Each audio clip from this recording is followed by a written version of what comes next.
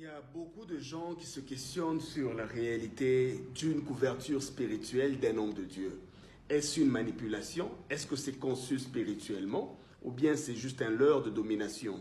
En réalité, la couverture spirituelle d'un homme de Dieu existe. C'est une réalité spirituelle, mais pas comprise telle que beaucoup la conçoivent. Ce n'est pas une garantie de sécurité, mais plutôt une conscience de responsabilité. Ça veut dire quoi? La seule couverture spirituelle d'un homme de Dieu, ce n'est pas une onction ou une capacité spirituelle proprement dite, manifeste, mais c'est plutôt une éducation qui t'épargne et qui te met à l'abri de certaines conséquences. Oui, la couverture d'un homme de Dieu, c'est son enseignement.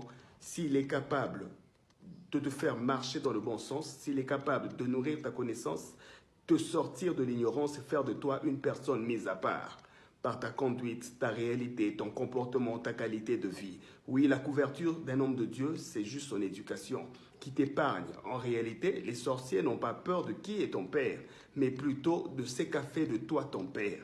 Dieu aussi agit de la même manière. Il ne te bénit pas parce que tu fréquentes un tel homme de Dieu, mais il agit sur ta vie si ta manière d'agir est droite, si tu vis dans la vérité, qu'il reconnaît la piété, conséquence de l'enseignement de cet homme de Dieu. Donc la réalité de la couverture spirituelle est vraiment réelle, mais pas telle que beaucoup la conçoivent. Parce qu'en réalité, l'autorité d'un père, c'est juste son éducation. Et c'est même ça la couverture spirituelle, conscience.